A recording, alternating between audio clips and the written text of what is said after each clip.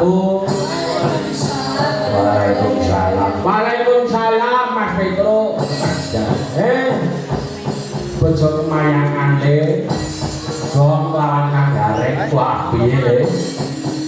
Dene aku kelawan kowe sing kulo kadang-kadang kerawitan krupus pitola saka Beteng Ranggulan Jati Klaten. Iya. Bengi iki dikeparengake nyambung silaturahmi malih kalamaneh kelawan para warga Natareja Jambu Kulon Ceper Kabupaten Klaten. Iya, sowan ora ana alangan sawiji apa. Wah. Iya alhamdulillah. Wah, sing penting sing perlu disyukuri. Ayo.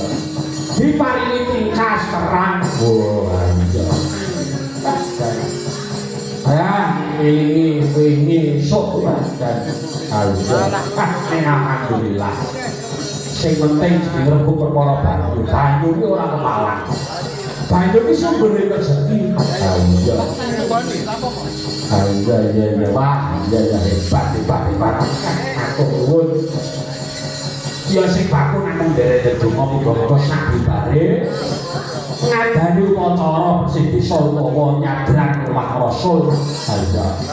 Para wadon Natareja kene adono Bunda Rencana cinakena kanugrahan kang agung. Amin. Muga tansah pinayungan kesehatan, katentreman lan kebagas parasan. Amin Allahumma. Amin. Mbah hebat. Iya. Dasare kadang-kadang kanoman bakti muda kompak-kompak, bapak-bapak panitia yo kompak, para warga kompak-kompak. Wah, hebat. Ini iki dadi kemeneni para warga yo. Iya. Nuwun. Ya. Biyen sing kemarin ngrawuh mlebu dhewe sapa? Sepisan panjenengane Pak Edi, Pak Erwin. Kelawan panjenengane Pak Toto. Iya. Kelawan Pak Tugiman, kelawan Bapak Supardi. Wah, iya. Aku nuwun. Iya. Batu Pak. Iya. Yo le, aku iki seneng. Iya. Mumpung iki Mas Gareng kelawan Boke Separ lenggah. Ya. Ya kene jumeneng. Iya. Apa? Kula nyuwun menika warung pojok. Iya. Mangga bermaknani. Ya. Yo Mas Gunadi. Oke, yuk.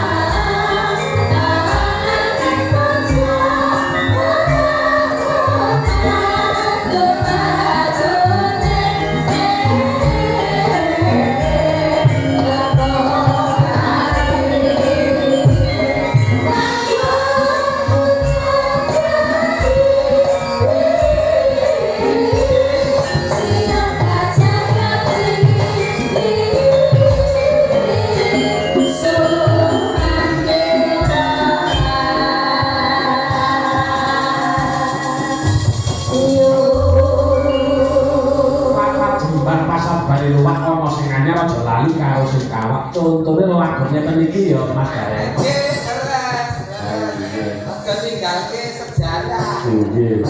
Dan lagu-lagu piye biyen menika menawi ngangge menika mawi maksud ya Mas. Terus lagu riyen niku kan penuh dengan makna. Ya.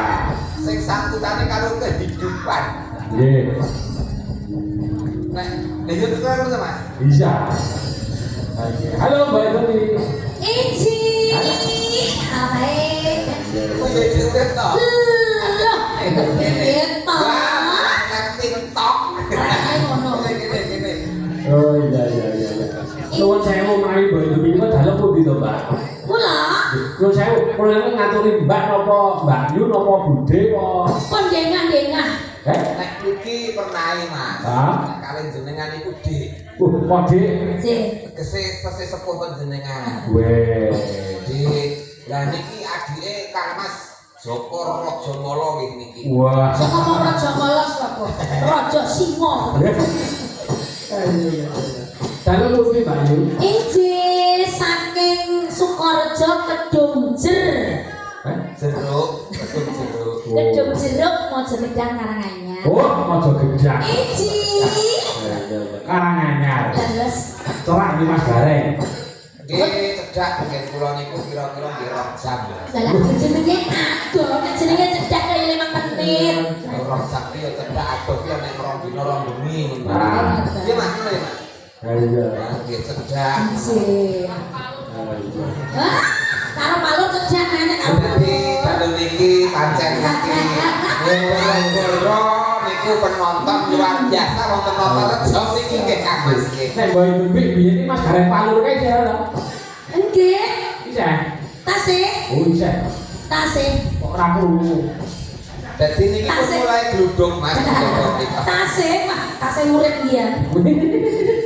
Ah senengane karo arep buka. Aku jenenge lakon ya. Lakon pas dilakoni. Iya.